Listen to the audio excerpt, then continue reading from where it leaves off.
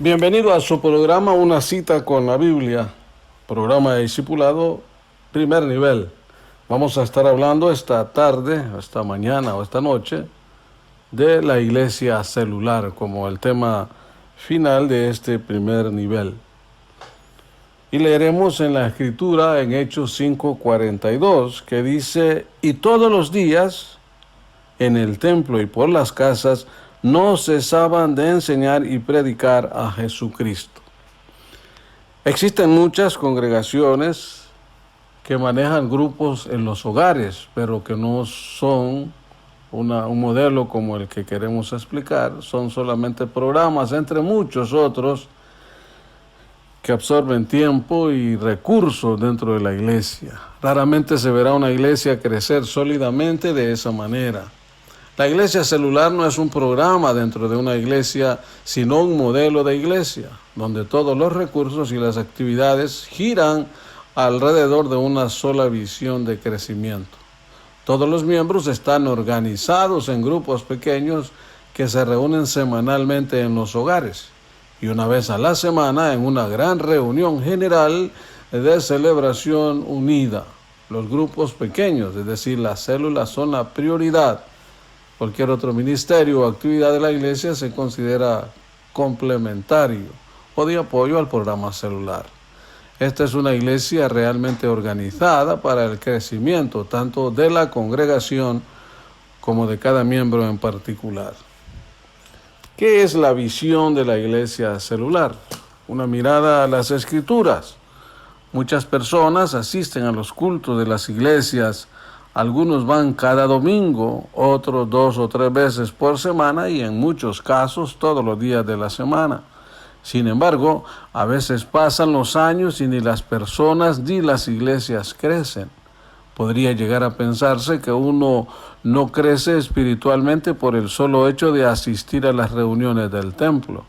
En cambio, cuando examinamos el Nuevo Testamento, encontramos a la multitud de los discípulos creciendo espiritualmente, aprendiendo la palabra, siendo llenos del Espíritu Santo, predicando y desarrollando un ministerio fructífero y poderoso. ¿Qué hacía la diferencia? Que todos estaban involucrados en la obra, y no solo en las asambleas públicas, sino que primordialmente en los pequeños grupos en las casas. Esto último era lo que en realidad les daba su solidez espiritual. Aunque eventualmente realizaban algún tipo de asamblea pública, carecían de edificaciones propias adecuadas y no podían depender de los programas eclesiásticos para su desarrollo como iglesia. Ellos, como estaban con los hogares cristianos diseminados por toda la ciudad, ahí se reunían en pequeños grupos. Esto produjo una gran bendición de Dios y múltiples beneficios para la iglesia del primer siglo. Tenían entre ellos una fuerte unidad de espíritu, Hechos 2:44. En las casas fomentaban su comunión, Hechos 2:46. Practicaban juntos la alabanza a Dios, Hechos 2:47. Se nutrían en la palabra, Hechos 5:42. Predicaban a Cristo y muchos se convertían en las casas, Hechos 5:42, 16:32. Practicaban juntos la oración ferviente, Hechos 1:13 y 14. Eran llenos del Espíritu Santo en esos pequeños grupos hogareños, Hechos 4:31. Más tarde la iglesia se volvió misionera y los discípulos salieron de Jerusalén y de Antioquía, llevando el evangelio a muchos lugares, y donde quiera que iban, el Espíritu Santo se valía también de los hogares para el crecimiento de su iglesia. Así encontramos ejemplos: la casa de Priscila y Aquila en Hechos 18:1-3, Romanos 16:3-5, la casa del carcelero, Hechos 16:32-34, la casa de Lidia en Hechos 16:14 y 15, la casa de Justo, Hechos 18:7-8, la casa alquilada en Roma, Hechos 28:30-31. Definitivamente que el modelo de una iglesia funcionando y creciendo en los hogares fue el diseño de Dios desde el primer siglo de la era cristiana. Digamos que la iglesia celular es una visión para nuestro tiempo. En los tiempos modernos estamos presenciando un redescubrimiento del método de Dios para el crecimiento de su iglesia. Por todas partes observamos el fenómeno del crecimiento evangélico ligado a la visión de los grupos hogareños, llamados células. Las iglesias más florecientes son aquellas cuya membresía se encuentra durante la semana distribuida por toda su comunidad, trabajando intensamente por la salvación de los perdidos. En las reuniones de casa, no hay ningún programa que se considere más importante que este. Todos los recursos se concentran en una visión. En ese modelo todos tienen la oportunidad de servir a Dios. Todos pueden ser predicadores, maestros, evangelistas, profetas, consejeros, cantores, etc. Todos están involucrados en el crecimiento de la iglesia. Es un movimiento mundial que está causando un impacto sin precedentes. Es como una segunda reforma, pues en la primera se le dio la escritura al pueblo y en esta se le está dando el ministerio. En el modelo de iglesia celular, todos son llamados a ser ministros. Una noción de crecimiento integral. Cuando una iglesia crece en todas las áreas, se dice que tiene un crecimiento integral. La iglesia celular provee el modelo capaz de hacer crecer a la iglesia de esta manera. Crece cuantitativamente, espiritualmente, orgánicamente, corporativamente, conceptualmente, crece también en proyección social, por lo tanto hay un crecimiento financiero en la acción misionera.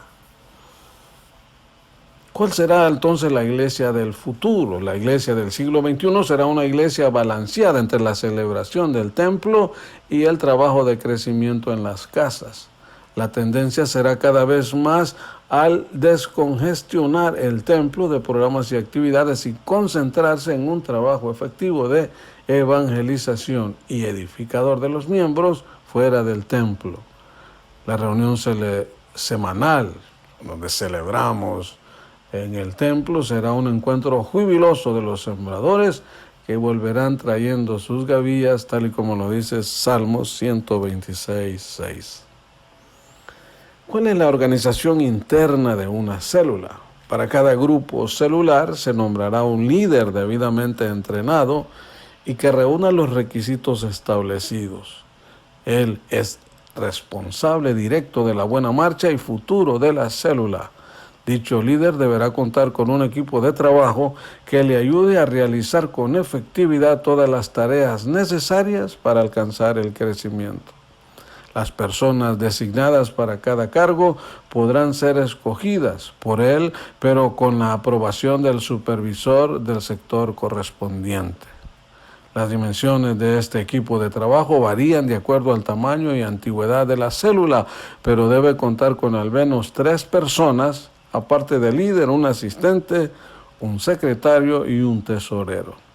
No es indispensable tener preparación previa o cumplir requisitos especiales para ocupar un cargo en el equipo de trabajo, pero las personas dedicadas deben comprometerse a seguir el proceso de crecimiento de la iglesia, el prediscipulado, el bautismo, discipulado, capacitación de líderes, etc., durante los 6 meses siguientes. ¿Cuáles son las funciones del líder de las células? Primero, tiene que predicar y enseñar la palabra en las reuniones semanales de la célula. Es responsable de que dichas reuniones se celebren cada semana con toda la puntualidad. Reuniones deben ser dinámicas y preparadas a un nivel de excelencia. Debe tener un programa escrito para cada reunión. El líder debe ejercer autoridad y cuidado sobre todos, con miras al crecimiento integral de cada uno y del grupo en general. Se deben reunir semanalmente con su equipo de trabajo. Esta es una reunión que se realiza en un día diferente a la reunión semanal de la célula y se le llama reunión de oración y planeación. El líder debe entrenar a uno o más asistentes para que sean futuros líderes de célula. Deben sujetarse al supervisor de su sector como su autoridad inmediata. Con él se deberá reunir al menos 2 veces al mes en una sesión de trabajo junto con los otros líderes del sector. El líder debe asistir puntualmente a la asamblea mensual de liderazgo de la iglesia, entregar los reportes y demás controles de la célula y la forma y el tiempo que están estipulados. Debe custodiar las ofrendas y diezmos de la célula y entregarlos a la persona asignada a más tardar 3 días después de recibidos. Debe organizar y desarrollar una actividad evangelística semanal. En ella se debe usar diversos métodos y procurar que todos los miembros se involucren. Cada semana evangelizada debe tener un seguimiento por las personas a las cuales se alcanzó oportuno usando el plan del prediscipulado. Procura que su célula se reproduzca a los 6 meses de iniciar o antes si su membresía sobrepasa las 16 personas. Debe elaborar con su equipo los planes mensuales de trabajo y presentarlos a su supervisor en las fechas requeridas. Más adelante se encuentran formatos en el plan mensual de trabajo. Y también debe ejercer las demás funciones del equipo de trabajo en ausencia del líder. Esas son, para empezar, las funciones del líder de la célula. Las funciones del equipo. Vamos a ver cuáles son las del asistente primero. 1. Se sujeta a la autoridad del líder de célula y le apoya de cerca en todas las responsabilidades. Está siendo formado para ser un futuro líder de célula y a su vez entrenar su futuro sustituto para cuando la célula se reproduzca. Sustituye al líder cuando sea necesario. Debe participar en todas las decisiones y actividades de la célula. Es el encargado del proceso de prediscipulado para todos los nuevos miembros. Ejerce cualquiera de las funciones en ausencia del titular. En cuanto al secretario, este lleva todos los registros y memorias de la célula. Llena los reportes semanales y los entrega al líder después de cada reunión. Reporta al equipo en una reunión de oración y planeación los nombres de las personas que no asistieron para que sean visitadas.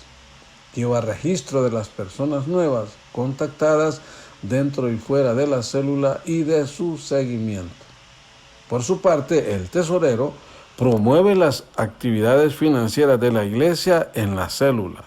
Cualquier miembro del equipo de trabajo puede hacer la promoción en las reuniones, pero él es responsable de darle seguimiento y control.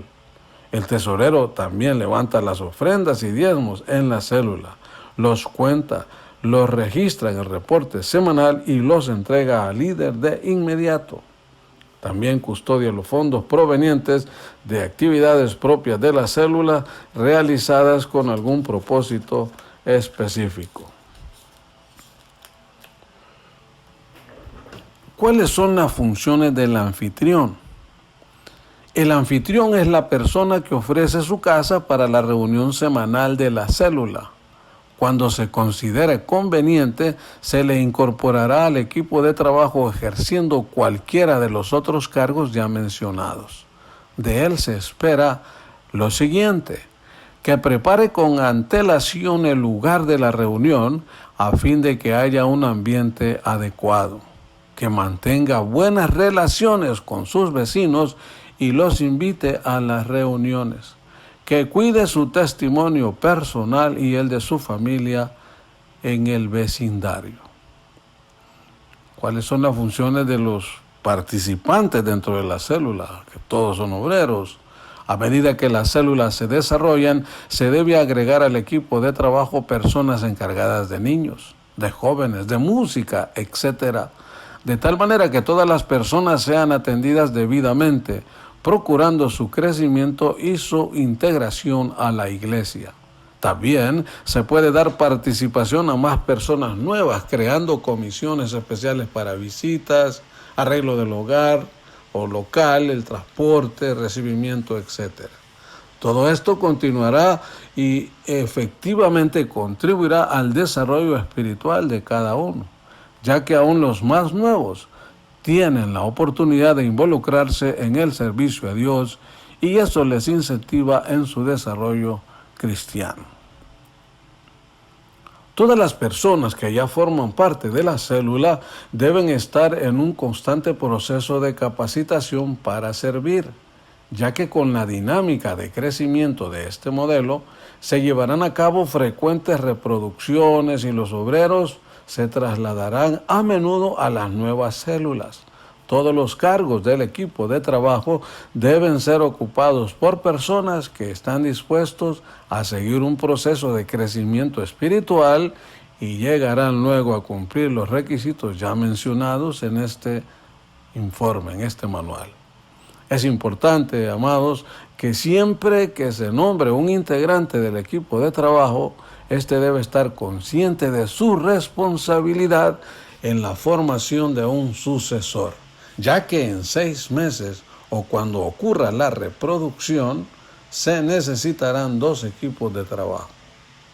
Una célula organizada bajo este esquema tendrá mejores posibilidades de crecer sólidamente y lograr su reproducción en el tiempo previsto.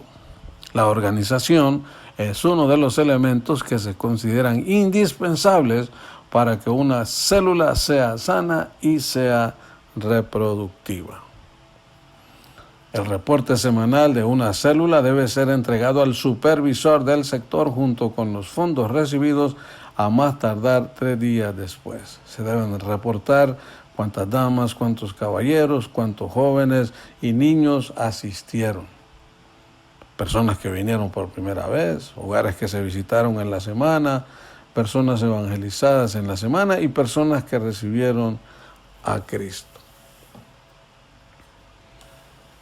Entremos a los elementos importantes de la reunión semanal de las células.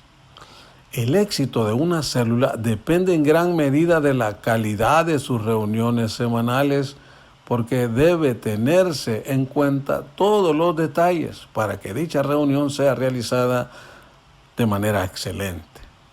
El primer punto que debe ser y es fundamental es el ambiente. Antes y durante la reunión debe haber un ambiente agradable, amistoso, libre de tensiones y formalismos. Se debe proveer una atmósfera de confianza donde ninguno de los asistentes se sienta como un extraño, sino aceptado y amado por todos. Cuando hablamos de ambiente, hablamos de 3 tipos de ambiente: el ambiente físico, el ambiente familiar y el ambiente espiritual. ¿A qué nos referimos con ambiente físico? Las condiciones deben estar preparadas con anticipación: iluminación, buena ventilación, limpieza y arreglo apropiados. Las sillas deben estar arregladas en círculo a fin de que todos puedan verse frente a frente, por ejemplo. Sin embargo, de vez en cuando se puede variar el arreglo del local para darle variedad y atractivo. Por supuesto, debe tomarse en cuenta las condiciones propias de cada lugar para dicho arreglo. En cuanto al ambiente familiar, la amistad y compañerismo entre los miembros son un buen método para que las personas se sientan atraídas a cada reunión semanal. Es prioridad el cultivar las buenas relaciones interpersonales. Se debe evitar en las reuniones de célula el lenguaje religioso que comúnmente usamos en el templo, ya que se espera que constantemente estén llegando nuevas personas y debemos hablarles en una forma sencilla que ellas puedan entender. Se debe evitar también los ejercicios cristianos que realizamos en el templo, como cerrar los ojos, alzar las manos, pararse, etc. Todas estas cosas deben ser adoptadas espontáneamente y no forzadas. Luego, ¿qué decir del ambiente espiritual? La vida espiritual que priva en la célula es lo que realmente causa impacto en el alma de las personas, por lo que la reunión no debe parecer una reunión social solamente, sino una donde la gente es edificada espiritualmente. La adoración, la oración y la administración deben ser elementos fundamentales en la vida de la célula. ¿Cuál es el papel de los anfitriones en cada reunión? Veamos aquí estos detalles. Al momento de la reunión se debe evitar en la casa toda actividad que interfiera, como televisores encendidos, comidas, discusiones, visitas, a menos que éstas obviamente participen, y música no cristiana. Previo a la reunión debe llamar o visitar a sus vecinos para invitarles a la reunión. Debe tener la casa debidamente preparada antes de la hora de iniciar. Debe atender en forma personal y entusiasta a los que llegan, aun si hay un grupo para la recepción de los que asisten. Debe dar la bienvenida personalmente a los nuevos.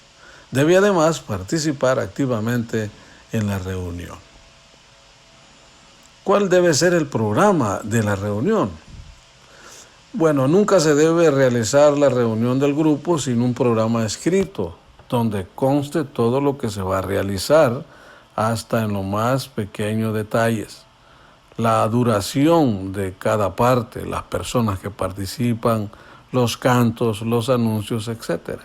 Un buen líder siempre debe tener un programa alternativo por si las condiciones cambian drásticamente. Solo nuevos, por ejemplo. Todas las personas que participan en el programa deben estar bien enteradas del desarrollo de cada parte y, de ser posible, tener copia de todo el programa. Siempre debe tratar de que cada programa sea mejor y diferente al de la semana anterior. Esto evitará que el grupo caiga en una rutina muy pesada. En cuanto a la alabanza y la adoración, son un elemento vital en la vida de la célula y los miembros deben aprender a adorar a Dios en las células de la misma manera que se hace en el templo. De hecho, es en los grupos pequeños donde los creyentes deberían aprender todo lo relativo a la vida cristiana. En la iglesia celular, la alabanza y adoración deben practicarse con excelencia, especialmente en la reunión de celebración que se desarrolla una vez a la semana. Si los miembros aprenden a adorar en las células, seguramente lo practicarán también con mucho gozo en la reunión de celebración. En el desarrollo del programa deben haber tiempos propicios en donde la gente adore profundamente al Señor y exprese con toda libertad su sentir hacia Dios, con salmos, himnos y cánticos espirituales, como lo dice Colosenses 3:16. La persona que dirige esta parte debe venir bien preparada y tener un programa escrito con suficiente anticipación. Para seleccionar a dicha persona se debe tener en cuenta algunos detalles importantes. Si es bien entonada, si conoce la letra de los cantos, si tiene facilidad de palabra, si su testimonio es bueno y si se percibe en su vida el fruto del Espíritu. ¿Cómo debe ser la alabanza y adoración en la célula? Veamos unos 3 puntos. Primero, tiene que ser viva y poderosa. No es cantar solo por cantar. Se debe enseñar a la gente a que cante y sepa a quién se canta, que es el Dios vivo, que es digno de exaltación. No se trata de estar actualizado con los cantos ni de complacer el gusto de los hermanos, sino de agradar a aquel que habita en la hermosura de la santidad, como dice Salmos 29:2. Debe ser una alabanza apropiada. Quien dirige debe saber lo que son los cantos de alabanza, de meditación, de adoración, etc. Debe usarlos en la debida proporción y ubicación. La letra o el mensaje de un canto debe tener también propósito al incluirlo en un programa de la célula. Yo agregaría, debe ser un canto teológico, donde se exalte la persona de Dios en sus 3 personas, Padre, Hijo y Espíritu Santo. Deben ser fáciles de cantar. Cuando los cantos sean nuevos, se debe proveer la letra para todos. No se debe enseñar cantos nuevos con demasiada frecuencia, a lo sumo 1 en cada reunión y practicarlo durante varias semanas. Es importante que los cantos nuevos a enseñar pertenezcan a un repertorio apropiado y aprobado por la iglesia, a fin de que lo que se cante en la reunión de celebración ya lo hayan aprendido los miembros en las células. Cada grupo debe procurar tener un guitarrista o un pianista, y a medida que la iglesia crezca debe implementar un programa permanente de enseñanza musical con ese propósito. Lo ideal es que cada célula tenga su propio encargado de música. En un grupo nuevo habrá que hacer uso de los recursos disponibles, aunque no se reúna completamente los anteriores requisitos. Sin embargo, es responsabilidad del líder capacitar a sus miembros para que sirvan a Dios con excelencia. La enseñanza, por supuesto, en otro punto clave dentro de las células es y parte de la palabra. Es la parte vital de la reunión semanal de la célula. De hecho, una reunión cristiana balanceada es aquella donde la exposición de la palabra tiene la preeminencia y donde todos los otros elementos más bien preparan el terreno para el momento culminante, la enseñanza o predicación de la palabra de Dios. La única forma en que el creyente puede crecer sólida y equilibradamente es que se fundamente en la palabra, que ella penetre en su corazón como en tierra fértil y produzca fruto a 100, a 60 y a 30 por uno. Mateo 13, 23. Solo la palabra de Dios sostiene todas las cosas, incluyendo nuestra salvación. Hebreos 1:3. Es obligatorio el estudio bíblico en las primeras 3 semanas del mes. En la cuarta y la quinta, si la hay, se programarán actividades diferentes, propias de cada grupo: convivios, vigilias, cultos evangelísticos, fogatas, paseos, películas, etc. En cuanto a la administración, se debe ministrar la vida de las personas en sus diferentes necesidades y hacerlo con regularidad en todas las reuniones de la célula. La administración debe ocupar un lugar muy importante en la vida celular. Se debe ministrar constantemente el bautismo del Espíritu Santo a los ya convertidos. Cuando el líder no está seguro de tener dicha experiencia, debe estar buscando fervientemente esa llenura y ministrar a otros sin temor, recordando que quien bautiza es Jesucristo. Lucas 3:16. Se debe disponer de un tiempo especial para orar por las necesidades específicas de cada persona, las del grupo y las del vecindario. Se debe tener también un tiempo para guerrear en el Espíritu contra toda oposición del enemigo a la obra del Señor en ese sector. Se debe tener presente también las necesidades de la iglesia, los pastores y sus familias, los demás líderes, las metas, las actividades, las familias, etc. Algunos deben o presentarán las necesidades específicas o especiales de los miembros del grupo, sean económicas, sean de consejería, etc., y deben ser atendidas con el apoyo de la iglesia cuando los recursos de la célula no sean suficientes. En cuanto a la ofrenda, en todo programa debe incluirse un tiempo especial para la ofrenda y darle la importancia que tiene esta parte del culto cristiano. No debe hacerse con temor o pena. Esto es más bien un medio de bendición para las personas en general. Se debe hacer una oración de acción de gracias por la ofrenda, como se hace en el templo. Hay que usar pasajes bíblicos que hablen del diezmo y de las ofrendas y enseñen sobre estas responsabilidades cristianas, como por ejemplo Mateo 3:10, Lucas 6:38, Filipenses 4:15 al 19, 2 Corintios 9:6. Hay que enseñar brevemente que Dios promete bendecir al dador alegre, 2 Corintios 9:7, entre otros. En las células nuevas se levanta la ofrenda desde el primer día y con naturalidad. Los diezmos y ofrendas recibidas por el tesorero son custodiadas por el líder, como ya dijimos, y entregadas en la reunión semanal con su supervisor, y reiteramos, a más tardar 3 días después. En cuanto a los anuncios dentro de la célula, los miembros deben estar bien informados de la marcha de la iglesia y de la célula, por lo que los anuncios son importantes.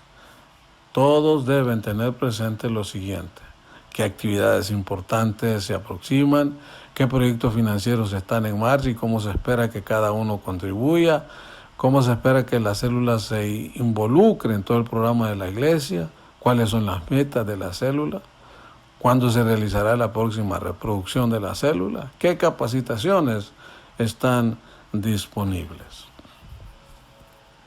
El tiempo de anuncios debe ser parte del programa y puede estar antes o después de la enseñanza y ministración. La persona que los haga debe estar plenamente enterada de los detalles. El supervisor del sector revisará el programa escrito cada vez que visite la célula. Si hay dificultades para elaborar el programa, será su responsabilidad brindar la orientación y el apoyo que haga falta.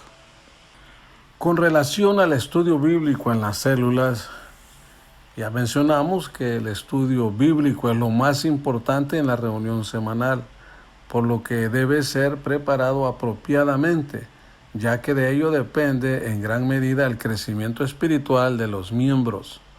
Existen diferentes formas de impartir la enseñanza en las células. Cada iglesia puede tener su propio plan al respecto.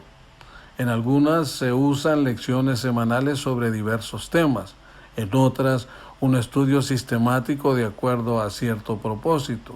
Hay iglesias donde el pastor proporciona a los líderes el bosquejo de su sermón dominical para ser enseñado en las células. Esto último resulta conveniente cuando la iglesia tiene una programación de temas mensuales y en determinado periodo se requiere enfatizar una enseñanza en particular. Pensamos que la mejor forma para un estudio bíblico es hacerlo en la Biblia misma, por lo que más adelante se indica cómo debe hacerse. Cualquiera que sea el material de estudio que se use, es importante que la enseñanza sea dinámica y participativa, en un proceso donde todos pueden interactuar constructivamente. De hecho, en la didáctica moderna, el maestro no es alguien que se para enfrente para impartir conocimientos, sino un facilitador del proceso de enseñanza-aprendizaje, donde el alumno es la parte más dinámica. Algunos modelos o formas de que podemos hacer el estudio en las células, por ejemplo, el estudio de la Biblia por capítulos. Se incluye aquí una forma sencilla y práctica del estudio bíblico, muy apropiada para impartir la enseñanza semanal en las células, las cuales son el fundamento de la visión de crecimiento de la iglesia. Presenta, entre otras, las siguientes ventajas. Proviene directamente de la Biblia, evita el estar preparando o buscando diversos materiales, la enseñanza tiene continuidad, todos pueden participar escudriñando la Biblia o la palabra, no se requiere invertir en costosos materiales, tanto los líderes como los miembros profundizan más en el estudio de la Biblia. Ahora, si partimos del estudio de la Biblia por capítulos, ¿cómo podemos estudiar el capítulo? Perfecto, avancemos. Para preparar la enseñanza se recomienda seguir algunos pasos. Primero, leer repetidamente todo el capítulo, al menos unas 5 veces. Esto ayuda a descubrir muchos detalles. Comparar con otras versiones. Se recomienda tener siempre a mano la versión Reina Valera del 60 y la versión Dios habla hoy, como mínimo. Con ello podemos comprender mejor el significado. Usar el diccionario. Se debe tener a mano diccionarios bíblicos y diccionarios de la lengua para consultar los términos de difícil comprensión. Consultar un buen comentario bíblico, primero para comparar nuestras conclusiones y segundo para mayor información sobre el texto. Todas estas ayudas deberían formar parte y estar disponibles en la biblioteca de la iglesia.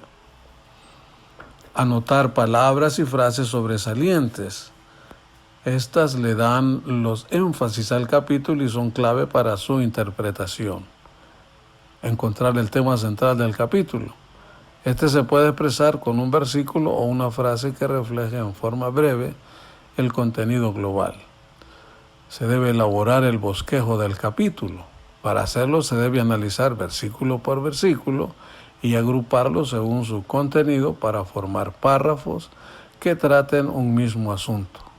Luego se le asigna un título a cada párrafo y se ordenan en forma lógica para conformar el bosquejo. Esta estructura puede coincidir con los párrafos o pasajes que ya traen formados la mayoría de las versiones de la Biblia, pero también puede ser diferente, lo mismo que los títulos asignados a cada párrafo. Por último, hacer un resumen del capítulo. Esto puede hacerse resumiendo en una o dos frases cada párrafo que se ha formado, o elaborando un resumen general del capítulo usando unas pocas líneas. ¿Cómo preparamos esa enseñanza?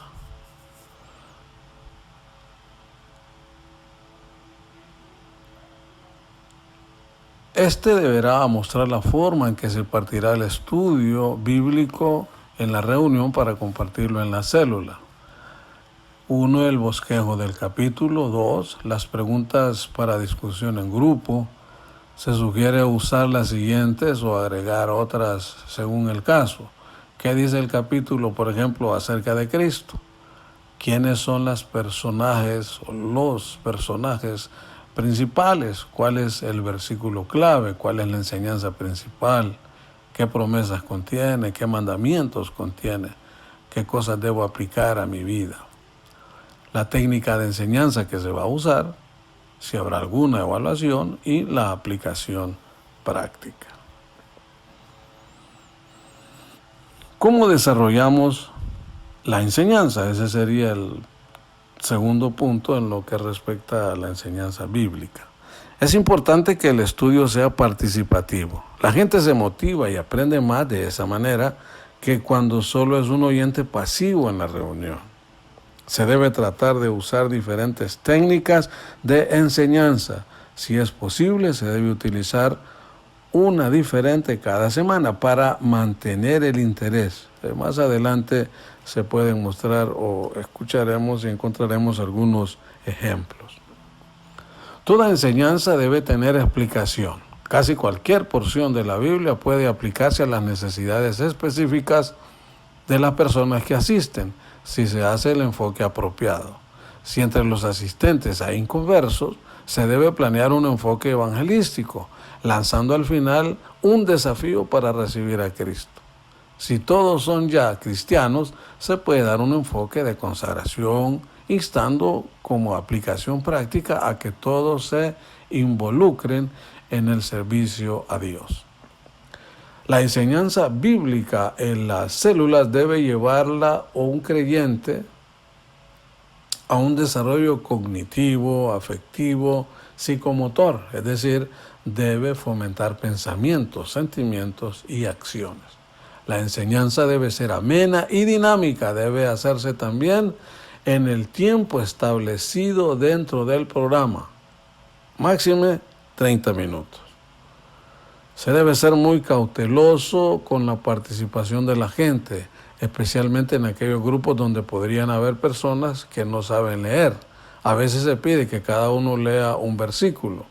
Si se da el caso, estas personas podrían quedar avergonzadas públicamente y no regresar.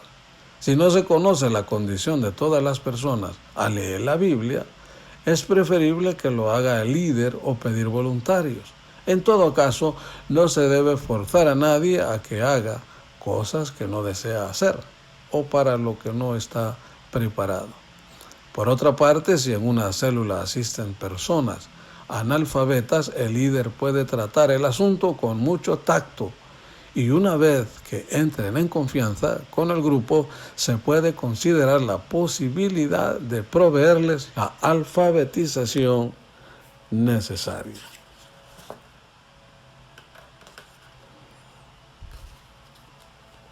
Veamos el uso de técnicas participativas. y la voy a diseminar o distribuir: el estudio de casos, la lluvia de ideas, un sociodrama, panel, el estudio en pequeños grupos, preguntas de sentimiento. Técnicas participativas son dinámicas que se utilizan para que la enseñanza sea más comprensible y participativa. Cada líder de grupo puede investigar más de estas técnicas, ya que son innumerables. Aquí le vamos a presentar algunas de ellas. Ejemplo, el estudio de casos. Permite proponer soluciones o alternativas para solucionar determinados problemas. El maestro presenta un resumen de una situación o problema que tenga relación con el tema o capítulo de la Biblia que se está estudiando.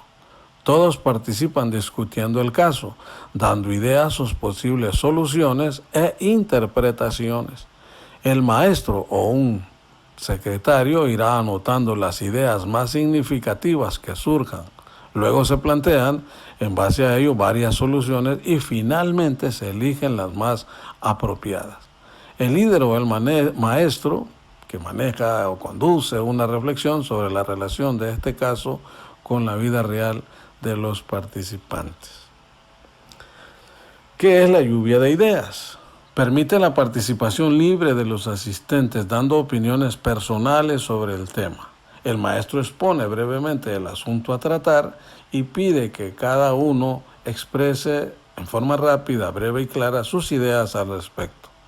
Estas se anotan sin discusión y al final se obtienen las conclusiones más adecuadas. Como técnica participativa, el sociograma. 2 o más personas representan una situación relacionada con el tema o capítulo que se estudia, con el propósito de que éste pueda ser comprendido y tratado por el grupo. A continuación puede haber un tiempo de crítica o discusión guiado por el maestro para llegar al fin a una conclusión de todo el grupo. El panel. Un grupo de miembros de 2 a 4 estudian anticipadamente el capítulo y lo exponen frente al grupo. Cada uno expone una parte del tema o un punto de vista sobre el asunto. Seguidamente todo el grupo hace preguntas para aclarar dudas o reforzar conceptos. El maestro termina redondeando el tema en todos los detalles. Puede ser también estudio en pequeños grupos. Esto puede tener diferentes modalidades, pero básicamente consiste en dividir la concurrencia en subgrupos de 2 o 3 miembros que discuten el capítulo mismo. Y luego las preguntas de sentimiento. Es importante que las personas entiendan, pero es necesario que haya un sentimiento al respecto. Se plantea a todos las siguientes preguntas después de leer cada capítulo. ¿Cómo se siente usted al respecto de la escritura? ¿En qué no está de acuerdo? ¿En qué está de acuerdo? ¿En qué cree que le podía beneficiar? ¿Qué piensa hacer al respecto? Cada uno puede contestar las preguntas como quizá a él mejor le parezca. Hacemos un pequeño alto en este momento para tener en cuenta esta como la primera parte de la enseñanza de las células y entraríamos seguidamente a la segunda parte y que en este tiempo entonces que el Señor les bendiga, les guarde y tengan en cuenta que el Señor está con ustedes. Oramos. Padre, gracias por este ministerio celular. Gracias por la vida de cada uno de aquellos involucrados. En el nombre de Jesús, dale de tu presencia, de tu poder. Amén.